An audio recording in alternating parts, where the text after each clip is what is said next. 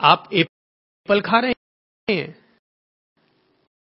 तो आप खाइए प्रेम से, लेकिन एप्पल के 2 पीस आप अपनी बहू रानी को देना मत भूलिए।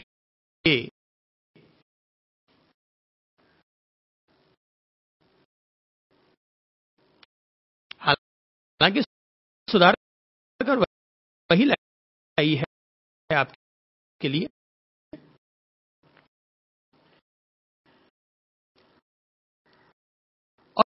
और अंदर एप्पल इतनी बड़ी है कि वो खुद उठा के खा सकती है। उसके खुद का उठा के खाना अलग बात है और आपका अपने हाथों से देना अलग बात है। अपने हाथों से उठाकर खाया ये उसकी स्वेच्छा है, पर आपने अपने हाथों से दिया ये आपका प्यार है। ये आपकी ओर से अपने हिस्से को उसे देना हुआ। और इसी तरह से अगर आप छोटे हैं और अगर आपको चॉकलेट भी खानी है, मान लीजिए आपको एक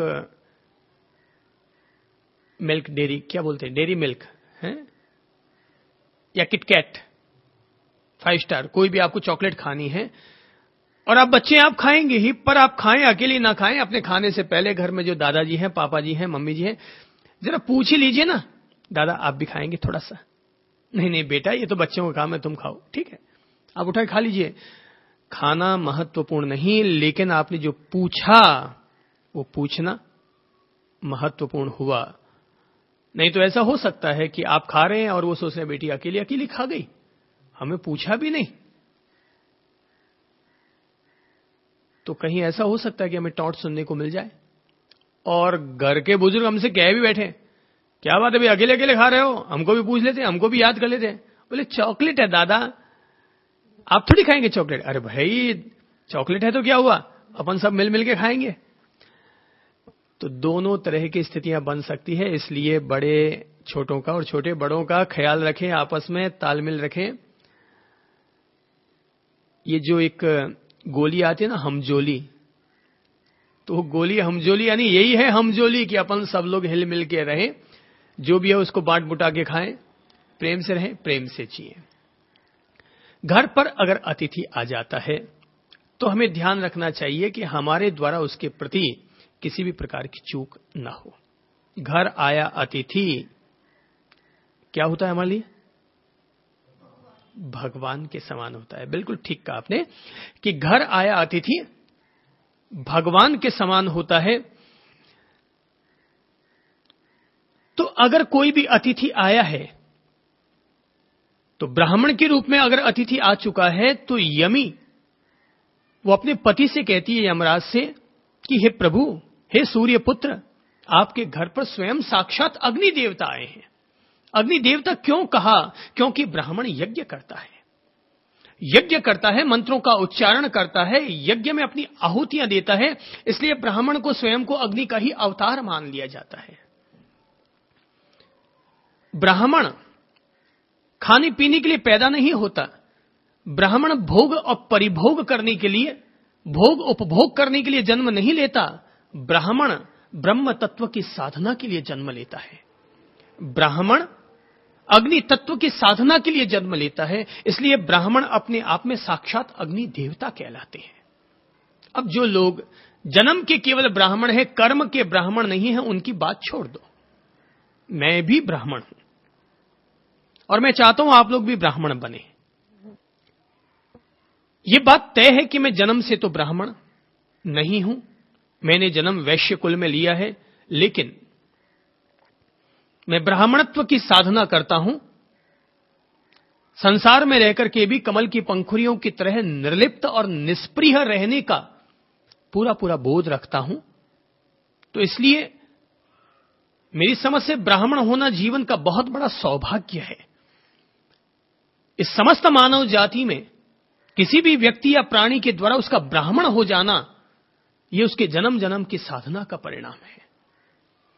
यही वजह है कि प्राचीन काल में अगर बड़े बड़े राजा महाराजा भी हुए सेठ, सामंत और साहूकार भी हुए, तब भी वे ब्राह्मणों का बड़ा सम्मान करते थे और ये मानते थे कि ब्राह्मण को अगर हमने 2 पैसे दान दिया और अगर उसने स्वीकार कर लिया तो ये हमारे लिए सौभाग्य की बात होगी, क्योंकि ब्राह्मण दान लेते ही नहीं थे। ऐसा मत समझिएगा कि ब्राह्मण दान लेते हों, वे लेते ही नहीं थे। कई गर्जें और मिन्नतें की जाती तब कहीं जाकर के ब्राह्मण लोग दान स्वीकार करते थे। यही वजह है कि कहते हैं कि राजा बाली ने महान यज्ञ आयोजित किया।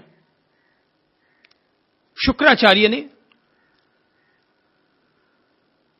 उनके यज्ञ करवाने की जवाबदारी अपने कंधे पर ले रखी थी और माना जाता है कि जो भी व्यक्ति उस यज्ञ को कर लेता उस व्यक्ति को इतनी शक्तियां मिल जाती कि स्वयं परमात्मा के लिए भी उन शक्तियों को जीत पाना असंभव हो जाता।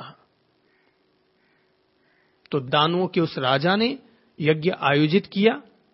सारे देवी देवता भगवान के पास पहुंचे और जाकर अनुरोध करने लगे कि भगवान, ये तो अनर्थ हो जाएगा अगर ये यज्ञ पूर्ण हो जाएगा तो आप ही कोई न कोई समाधान निकालें। तब कहते हैं कि भगवान ये निर्णय करते हैं कि मैं धरती पर अवतार लूंगा और वे एक वामन के रूप में अवतार लेकर के आते हैं।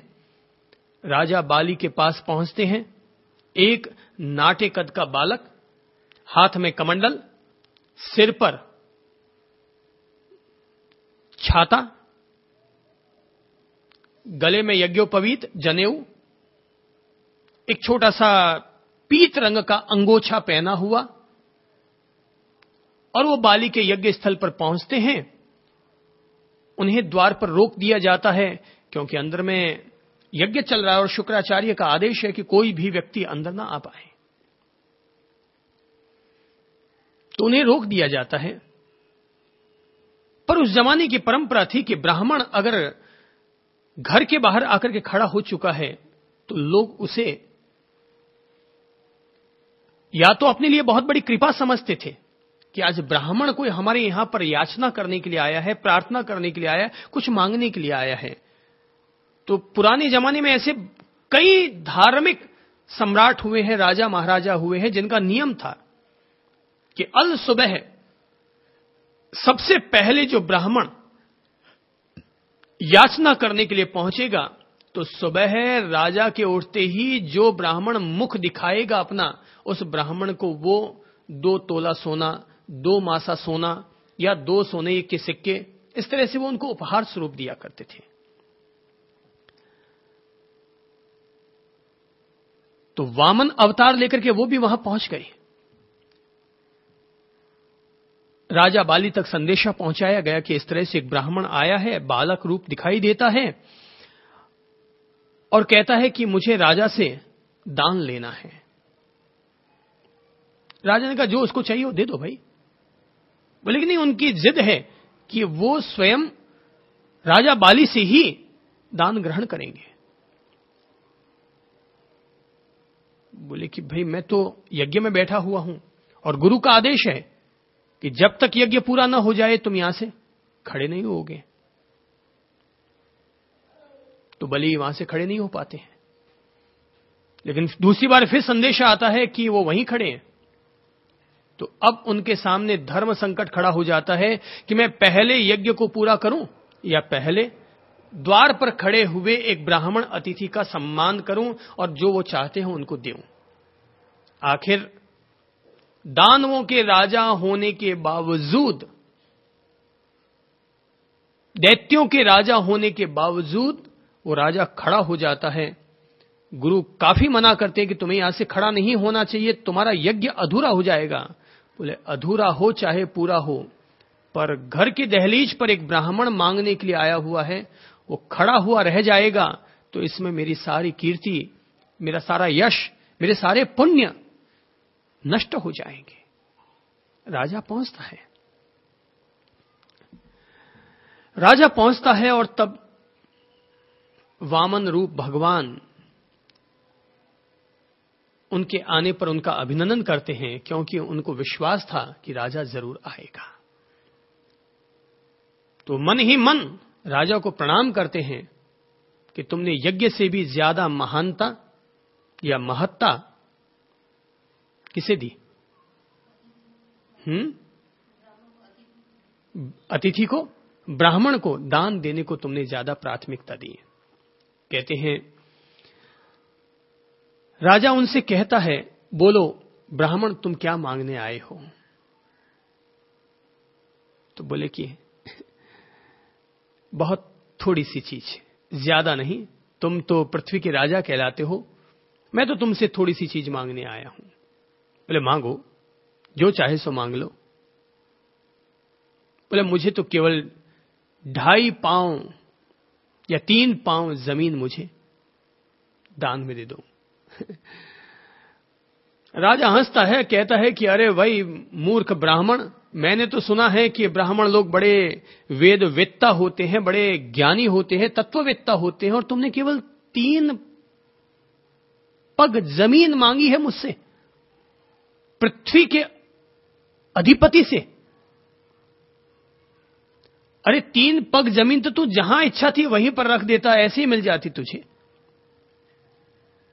और जब तुमने यज्ञ से मुझे उठा करके बुलाया है तो मांग लो ना, इतना मांग लो ताकि तुम्हारे जीवन भर की गरीबी दूर हो जाए।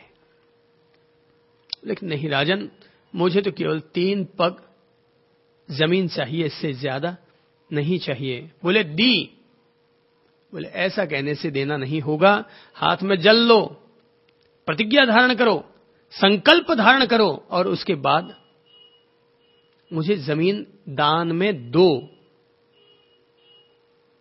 राजा भी सोचता है यार, ये 3 पग जमीन के लिए इस वामन बौने साइज के ब्राह्मण के द्वारा ऐसा आग्रह दुराग्रह करना, हठाग्रह करना, बात कुछ समझ में नहीं। बोले ठीक है, तुम कहते हो तो ये लिया हाथ में जल।